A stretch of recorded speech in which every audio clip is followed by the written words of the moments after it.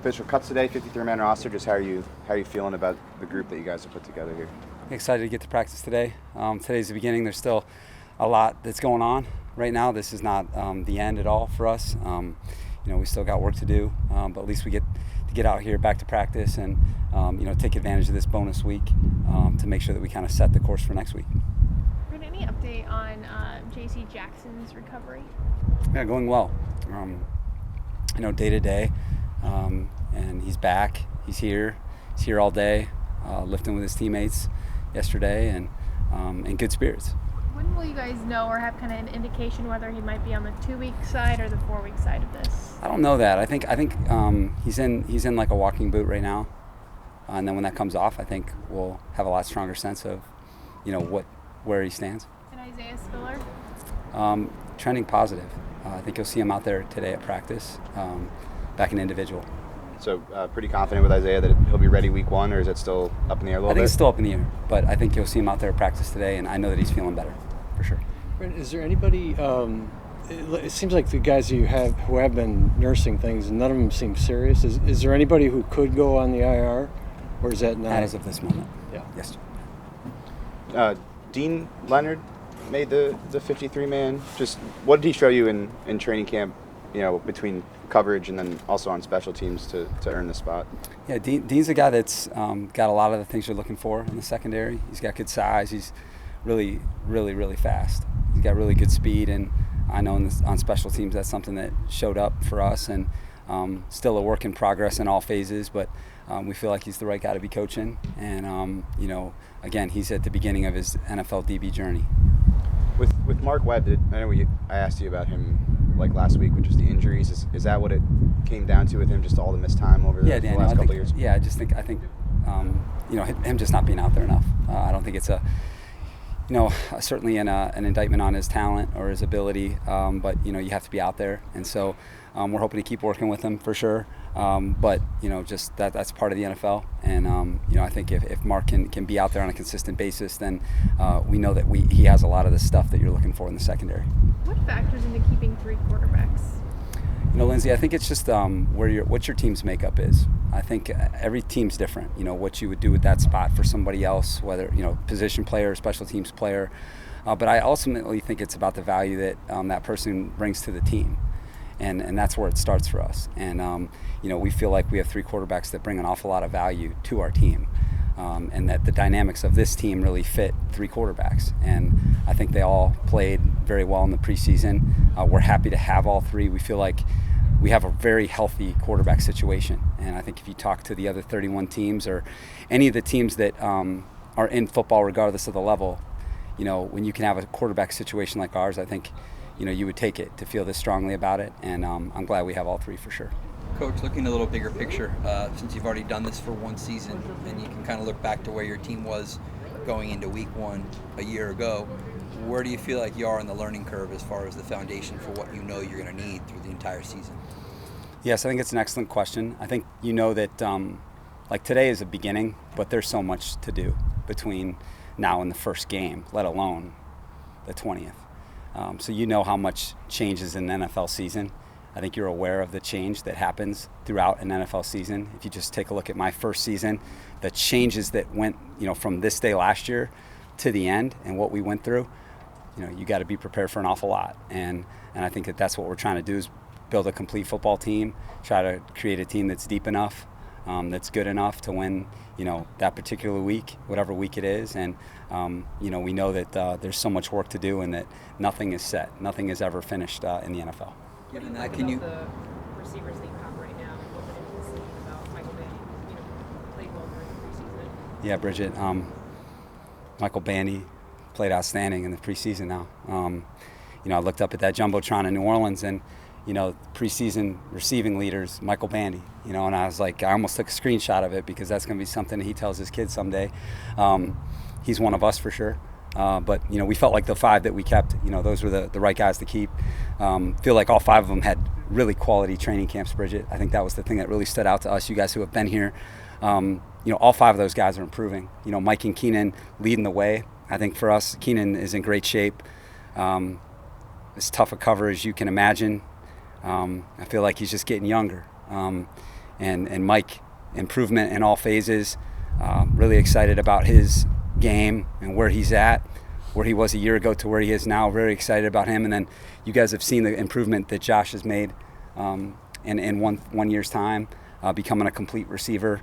And I thought Jalen was really, having a tremendous camp. I thought he did a lot of good things for us. I think in that New Orleans game, he had that 9 route against Roby, former first-round pick, a starting corner for New Orleans. Drew a penalty and had a really nice red area catch, and so he's coming on. And then his improvement on special teams. And then Dre, as you guys know, you guys wrote a lot about him during camp because he was worthy of, all that print and all that TV time because he had a really good camp. And so we feel like those guys are good players for us. They give us a lot of different options and then contributions in the kicking game. Just with the edge group, I know we talked about the flex that Kyle gives you, being able to play off the ball and on the edge. With only 3 guys that are like full-time edge rushers in the roster, are you comfortable with that group because of Kyle's flexibility? Will you maybe look to add depth there? Sort of where does that position stand for you? Yeah, Daniel, good question. I think we feel good about the players that we have that can play in those positions that maybe are not in the edge position group. We think we can borrow from a couple other positions to fill in that spot. But the reality is my experience with premium edge players is they play over 80% of the time. If you take a look at any of the historical good tandems, they're playing well over 80%. More like closer to 90 than 80 if you're as good as Joey and Khalil. So we'll make sure that we're deep enough around them, but we plan on those guys playing a ton. And then what we've got to do in the meantime is just make sure that for practice purposes and building a team for a whole season that that they're built to be there at the end of the season, and that's what we're going to do. And the way our roster is now, we're going to have to utilize a couple different places in order to make that happen. Is Morgan a guy you could put out there? Like I know you could borrow from multiple positions. Foxy could do anything. Yeah, Foxy could do anything. You guys are in a unique situation the way you opened this season with 2 division games kind of back-to-back the few days. How do you start to approach that now? Yeah, Lindsay, the timeline definitely is interesting to start out with. Just having 2 off the get-go. I think number one, it has your full attention. I think you see it a lot of times in college where you have that big kickoff game, whether it's like Bama, SC, Bama, Ohio State, one of those big kickoff games, and that has your players' full attention for sure. So that's an advantage. But I think now that the NFL has put the extra week in between, I think that's helpful just to get you another week before your first game, and then that's what you spend your off season doing too. Making sure that you're prepared, and then I think there's the other element too is that you can't get ready for something that you don't know about. Like those 2 teams are going to be different come week 1. What we were studying last year with them is not who they're going to be. There's so many changes that both teams are making. So you got to take each week as it comes, I think, and that's certainly my approach, is to just take each week as it comes and not look too far ahead. To me in the NFL, you're the week that's in front of you demands your full attention, and that's what we're going to do for this week. So that you guys won't try to kind of do any preparation for the Chiefs until you get past the Raiders? You got it. Brandon Staley was talking to us earlier about the emotion that went into him making the team, calling his family, because he's obviously been on both sides of it. What was it about him you liked this trading him? What more you need to see from him this season? Yeah, Bray's a Charger for sure. He just he's got a lot of the things that you look for in a football player. Toughness, physicality. He's really smart for a D lineman. Just in terms of, can really be a general in the middle, can be a commander, and if that can be an advantage for you, that's one of the reasons why Sebastian's so valuable, is because he can truly be a general in there. Commanding his teammates and getting people lined up. So Bray has that quality too, and he's just a tough, rugged football player, and we're certainly glad to have him. He talked about how much he values his peers giving him feedback, maybe sometimes more than a coach. It kind of hits differently for him. Have you been around teams where you can see players that closely respect each other, and what does that add for the whole group? The best teams are that way. The best teams are that way. The feedback you get from your peers is much more impactful than the feedback you get from your coaches. And there's just a different level of respect when it's player to player. And we try to bring in players who can give that type of feedback, because not just anybody can give it, that feedback's relative depending on who the player is. So, we try to bring in the right type of guys where they get that feedback from a source that can really help them. And, I think that, that's why just the Spanos family, Tom Telesco, JoJo Wooden, Kevin Kelly, our coaching staff, you're always trying to bring in the right guys that can make that happen. Going back to this week is a kind of the last week of training camp, bye week, or how much preparation for the Raiders this week? Not much. Not much preparation for them. More about us. More about getting into our rhythm. Our work week rhythm. And I think that's a big goal for us is to kind of establish that work rhythm within our football team, and get our guys back. Really focused on the fundamentals of what it's going to take.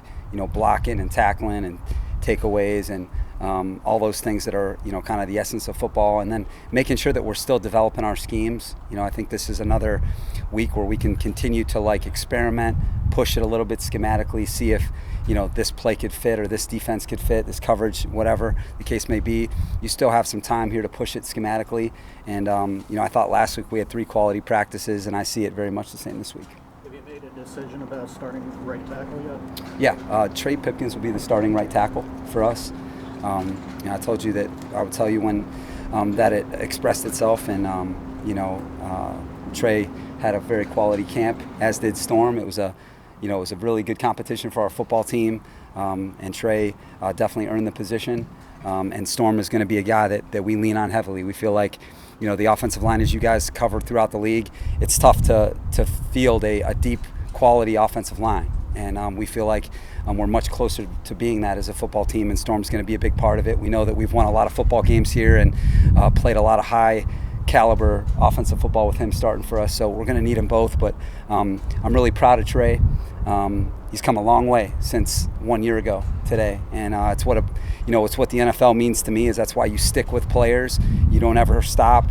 You don't give up on anybody. You stay with them and you keep at it and you keep competing together. And Trey deserves full credit because he's the one that invested so much in his game, but his coaches, his teammates on the O-line have really helped him get to where he's at today, and really proud of him. In terms of your rookies, you had all 8 members of your draft class make the team. It doesn't always happen that way. Yeah. What do you like about that group?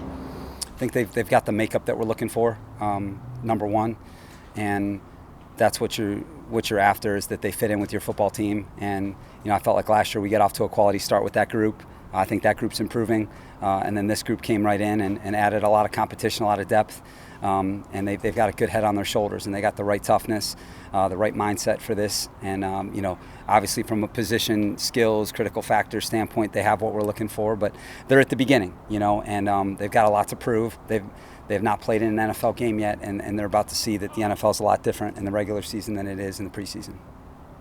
Coach, no question. A lot of expectations for this team this year from the outside, especially with Justin in this second season under you. Can you share a little bit about how he's evolved in your eyes since last season to this site, and what is part of that progression, the next step that you're looking for this year? Yeah, no one's expectations will exceed our own. That's number one. But I just expect Justin to be himself. He's continuing to improve in all ways. I think that the player that you're seeing now on that football field is so much different than the player that you saw a year ago, and he just needs to play his game. And we're really excited about his progress as a player, really, really excited about his progress as a leader of this football team. And I think that for me, I told you guys last year I really thought he led beautifully, but I think in your first year when you're trying to figure out so much and just trying to do your own job well, right now he can just impact so many more people, and that's what he's doing for us. And I think that's why you're seeing, the guys that I talked about, guys like Trey Pipkins, guys like these receivers that I was talking about, guys like these runners, they're making the improvements because of his improvement. And, there's that addition that 1 + 1 is 2. Okay, you're seeing that, okay, because he's just doing what he does on a day-to-day basis, and I'm excited to keep going with him.